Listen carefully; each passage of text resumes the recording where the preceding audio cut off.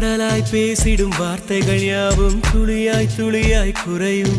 மௌனம் பேசிடும் பாஷைகள் மட்டும் புரிந்திடுமே. தானாய் எந்தன் கால்கள் இரண்டும் முந்தன் திசையில் நடக்கும். தூரம் நேரம் காலம் எல்லாம் சுருங்கிடுமே. இந்த காதல் வந்து விட்டால் நம் தேகம் மிதந்திடுமே. விண்ணோடு